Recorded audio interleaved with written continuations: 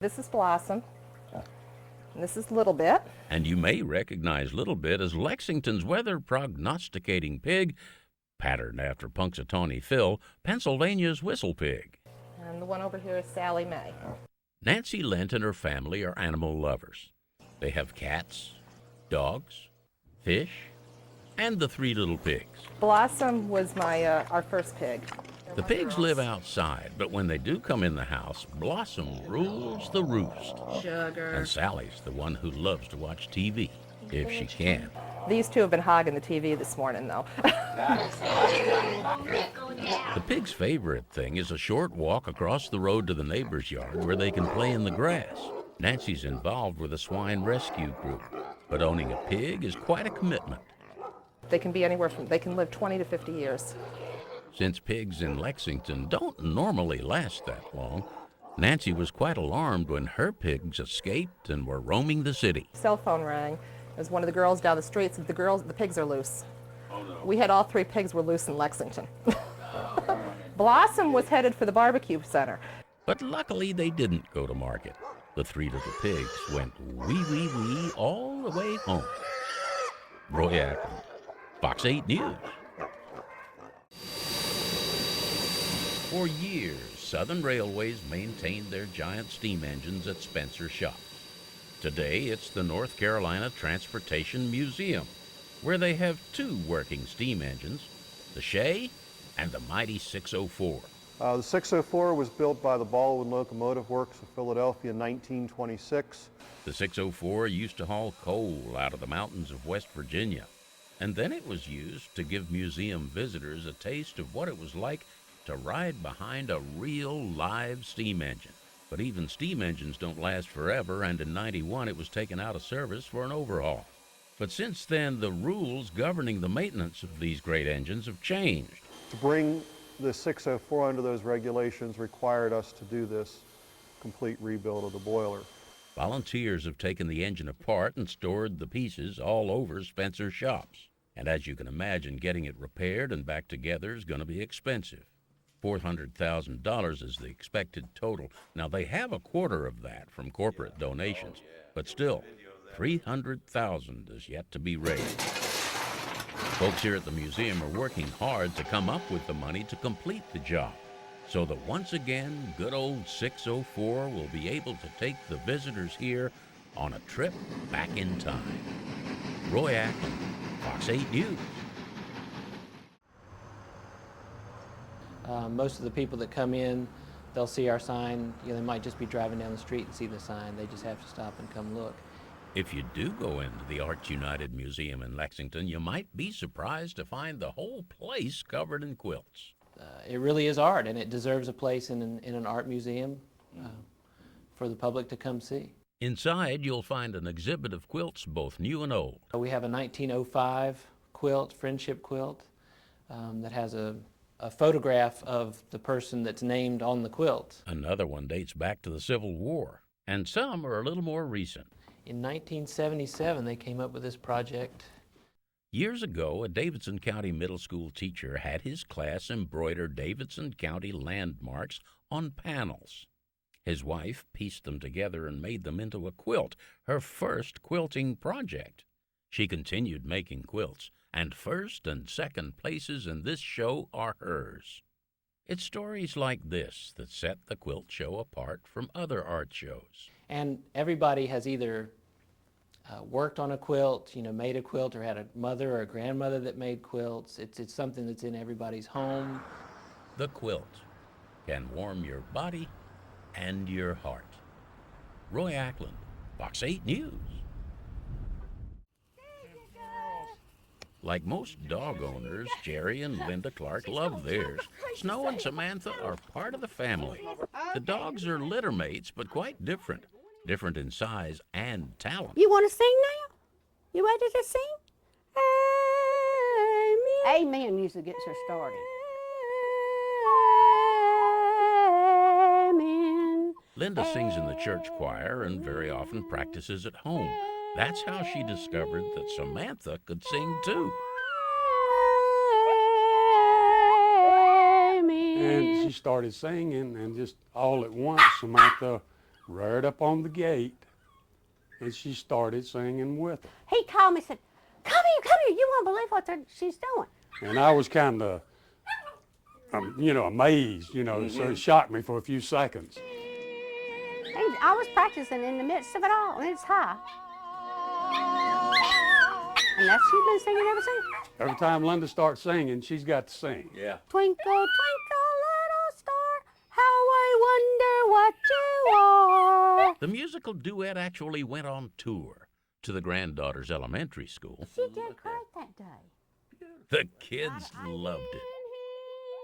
Religious music is Samantha's favorite, and although she'll never make it on American Idol, she does make a joyful noise.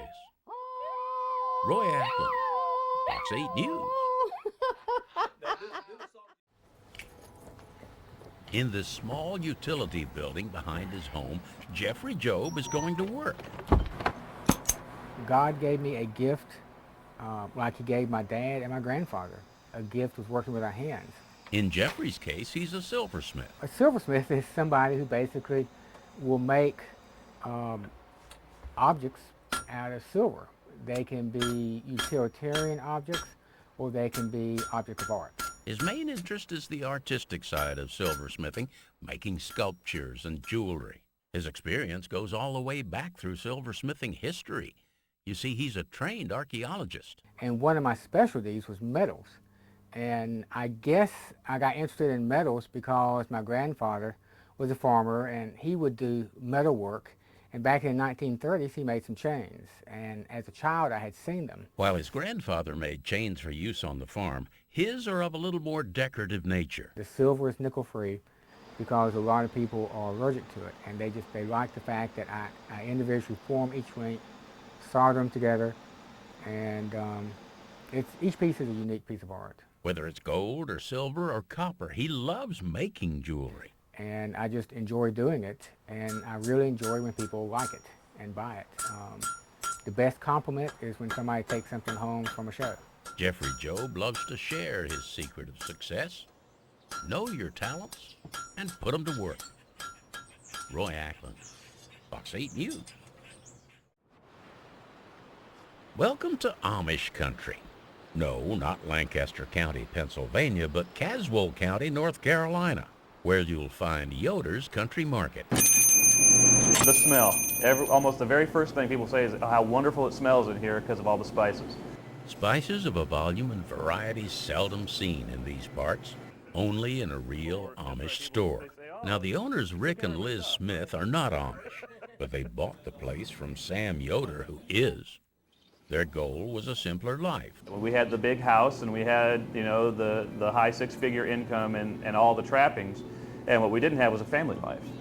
With 7 kids, the Smiths wanted out of the corporate lifestyle. One of my dreams was just to be able to leave IBM, stay home with the kids, homeschool, and that's all happened. Liz got an email from a friend who told her about an Amish store for sale. At first, they thought it was in Pennsylvania. But we found out it was Caswell County and realized it was about an hour and a half away, so we thought, well, it's a Sunday afternoon, let's take a drive. And we prayed about it. We said, you know what, if this is what God wants us to do with our lives, then we'll find the place. And we didn't look for directions, or we figured out where Yanceyville was and started driving, and we found it.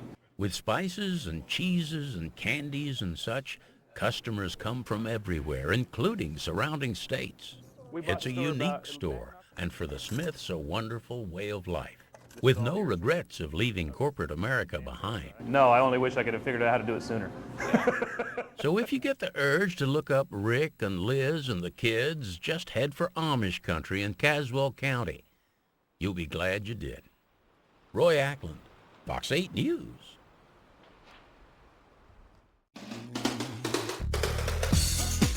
So much for the high-fashioned world of Milan and Paris. They're going to have to make way for High Point, the home of hound haute couture. Yeah, they dubbed me, what was it, the Donna Karan of the doggy world?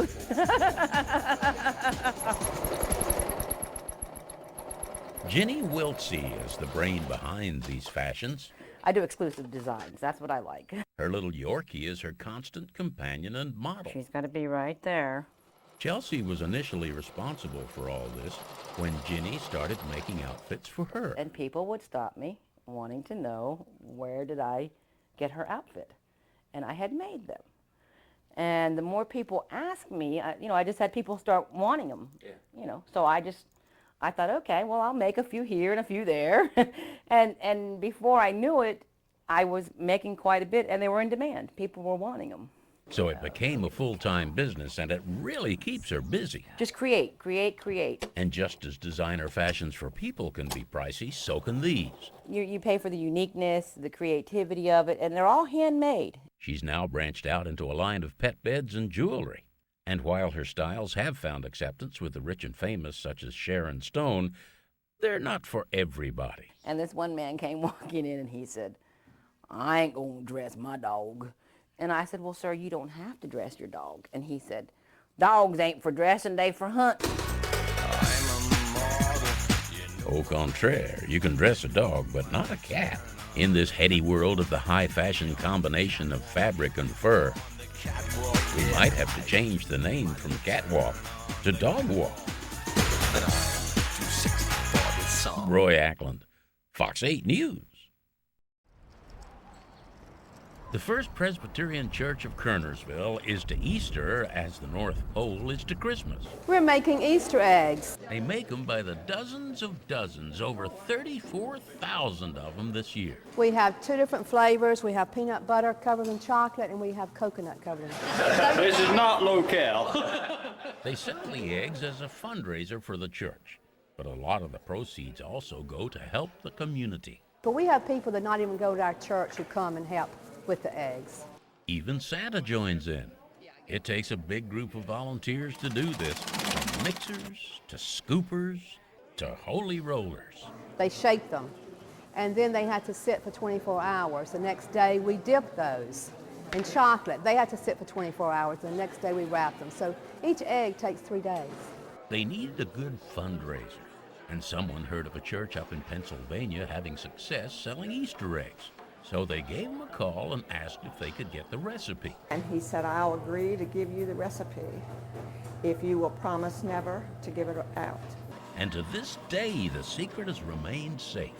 And while the idea of a fundraiser is nothing unusual, the First Presbyterian Church of Kernersville has taken it to the extreme. Roy Ackland, Fox 8 News.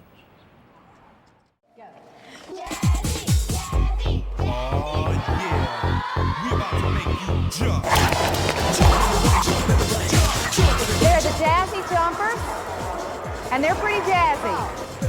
Man, are they ever. These kids from Alamance Elementary are learning more than the 3 R's. They've got a 4th one for rope, jump rope. They love it. I love it, or else I wouldn't do it. Okay. Kim Burg is the PE teacher here. And once a week after school, she and the kids get together to work on their routines. They all work really hard. They don't do this to compete. They're a demonstration team sponsored by the American Heart Association. They enjoy just showing off what they can do. They have fun doing that. We have one girl that does what's called pogo jumping. She can jump on her pogo with a short rope, and she does it in her individual routine, but she also does it in double Dutch ropes. We have a child who leaps over in double Dutch. We have one child who does backflips and round-offs. They're amazing. They amaze me half the time. Anytime you give these kids a chance to demonstrate their prowess, they will. Whenever they're given an opportunity to show off, they jump at the chance. Roy Ackland, Fox 8 News. On Main Street in Lexington, North Carolina, you'll find Verona's Fabrics, the kind of store that takes you back to a time when folks made their own clothes. Fashion fabrics and people sewing for themselves slowed down a lot. So while the number of people making their own clothes is on the decline, the art of making quilts is on the rise. Twice a week, folks gather here to learn the art of quilting. A lot of people come to class that have never sewn before, and this is one way that they can learn to use their sewing machine and get some sewing skills. Well, I didn't even have a sewing machine. And so when I came over here, of course, Cybil says, we going to do it? I said, I can't do it. She says, I'm going to sit right beside of you, and you are going to do it. So I got it done. Cybil Benwitty's the instructor. But you know she doesn't get paid for it? She volunteers her time. It's really rewarding to see the pretty quilts that your students do. I wouldn't have attempted to do any of this on my own if I hadn't been in a class with a teacher who could show me how to do it. This is my very first quilt. Bruce Yarborough's been around sewing machines all his life in the textile industry, but he fixed them. He didn't use them. He and the other students come here to learn, but they very quickly discover it's fun, a real social event. You can just spend a whole day here, and the day's gone before you know it. It grows to be a family, you know, and I think they enjoy each other. The class is a lot like the quilt they're making. The pieces come together and are bonded, making a thing of beauty that will last. Roy Ackland, Fox 8 News. Smithfield in Johnston County is a place most folks pass through on their way to somewhere else. But right in the middle of town, there is something worth stopping for, the Ava Gardner Museum. And they look at this town as a very small little country town, and then when they come through that door, we've had people say this museum would stand up against anything in New York. Ava grew up just outside of Smithfield, the daughter of a sharecropper. She went to college where a photographer took her picture, and she was discovered, went to Hollywood and became a major movie star in the golden age of motion pictures. She was even nominated for an Academy Award for the picture Magumbo. She was married to Mickey Rooney first, and she only was married to him for a year. Then she was married to Artie Shaw just for a year, and then she was married to Frank Sinatra for 6 years and never married after that. In the recent movie The Aviator, her long-term relationship with Howard Hughes is portrayed, which brings us to one of the museum's most treasured exhibits. During World War II, silk was impossible to come by. It was all being made into parachutes. So Howard Hughes gave her a parachute, and her sister had it made into this dress. The collection was started by Dr. Tom Banks, who met Ava when he was young. When he died, it was given to the city of Smithfield, and the result is what you see today. You're looking for me. She never came back to the little town to live, just to visit with her family. And when she died, she was buried in the family plot, survived by the museum filled with trophies of her brilliant career. Roy Ackland, Fox 8 News. Oh, yeah, there's quite a few out there. Yeah, I can see them. Odell Cagle planted his turnips way back in August. The turnip greens have long since come and gone, and most of the turnips themselves have been pulled. But there are still a few left, and that's a good thing, because Odell loves turnips. Any way you fix them. This patch has produced some doozies. Oh, look at the color of that thing. Isn't that pretty? In fact, there's a couple he's particularly proud of. Yeah, this is a baby one here. Yeah, it's yeah. a 6-pounder. Wow, look at that. And if you think a 6-pounder's big, how about a 7 3/4 pounder? So this old boy here looked like he wanted to take off. So I fed him a little Miracle-Gro occasionally, you know. A little Miracle-Gro. Right, that's the results of Miracle-Gro. They're not paying you to say this, are they? No. I've heard of a big head of cabbage, but that's a big head. I thought I had the granddaddy. That's probably a 3-pound. Odell's not sure what the world's record is, but he's going to look it up. And when he finds out... Well, if I'm living, I'll try it again. Try to break that record. You might say that when it comes to turnip patches, Odell Cagle is outstanding in his field. Roy Ackland, Fox 8 News.